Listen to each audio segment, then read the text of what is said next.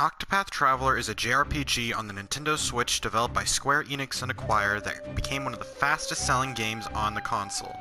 Something that Square Enix clearly did not expect, as it was severely understocked the first few weeks of release.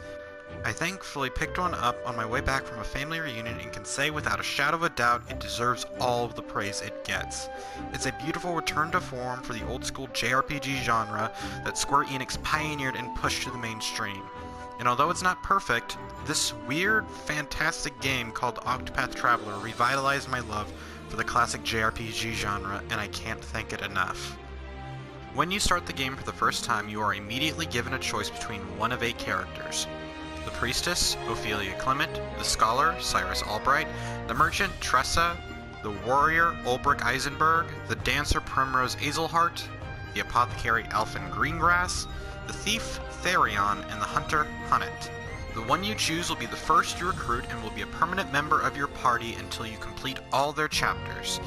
Speaking of which, each character has their own independent story that is divided into 4 self-contained chapters, the first of which is always a recruitment mission. And before you ask, no.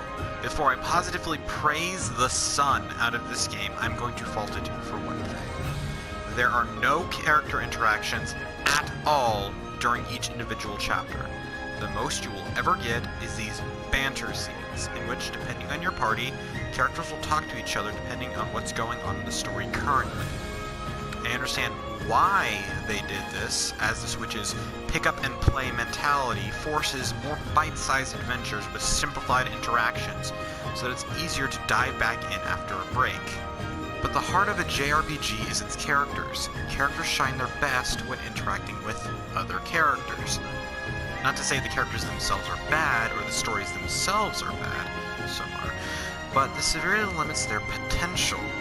Now, as for the individual stories, after her adopted father falls ill, Ophelia decides to undergo the pilgrimage that her adopted sister was supposed to do so she could stay by his side. This quickly devolves into a conspiracy. For fun, Cyrus, tutor to the princess, decides to investigate and cracks the case of a missing tome, but later discovers that another tome, from the far reaches of hell, which contains secrets of dark magic, was stolen 15 years ago. His job prevents him from pursuing it, that is, until one of his other students, who was jealous of all the time Cyrus spent with the princess, spread a rumor that he had the happy fun times with the princess, and since firing him would be an admission of guilt and keeping him around would make things awkward, he was placed on sabbatical, which gives him plenty of time to track it down. After thwarting some pirates, Tressa is given an old journal of a nameless traveler that compels her to become a traveling merchant in search of great treasure. After his king was struck down by one he called a friend, Ulbrich became a quartermaster for a small village, but after learning that a traitor is still alive, he goes on a quest for answers and a reason to swing his blade. Primrose, after brutally watching her father be assassinated as a child, becomes a slave to an abusive master in a town rumored to be frequented by one of the assassins. On a less depressing note, Alphen decides to become an apothecary after his life was saved by a mysterious traveling man, and after saving his friend's sister, decides to explore the world as a traveling apothecary. Therion is forced to go on a series of heists for Cordelia Ravis in order to retrieve her family's lost dragonstones. And finally, Hunnet goes on a quest to hunt a dangerous monster that turns people to stone after her father figure goes missing while hunting it. As I said earlier, some are definitely more fleshed out than others, but all are serviceable. It also helps that there is a secret dungeon that ties all the stories together. Again, I need to really hammer this point home, not all of them are integrated perfectly, but having something akin to a true overarching narrative helps alleviate some of the problems I had earlier. Now for the part I am going to unabashedly praise. The break boost system of Octopath Traveler is by far one of the best JRPG systems I have ever experienced. In most JRPG systems, combat is all about resource management, with the most ubiquitous being health and mana. But the break boost system adds a whole new dimension, as now you have 2 unique resources to manage. Every turn you gain 1 boost point, which you can stack up to 3 times in order to imply almost any type of attack, with basic attacks attacking multiple times per amount of boost points used. Combine this with the fact that you don't gain BP the turn after you use a boosted ability, so you can't abuse it, and on its own it's a solid mechanic. However, the people at Square Enix also decided to add the break system, which adds a whole other layer to combat.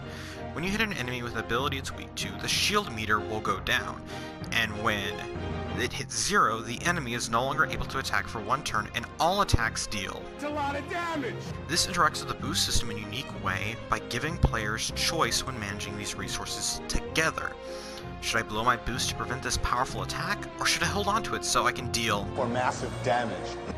when I whittle down the brakes slowly, slap on some of the bosses that take advantage of the system very well, old mechanics that give your party composition importance outside of combat, that can also net some NPC lore or some neat rewards, and atmospheric music that actually brought me to tears frequently.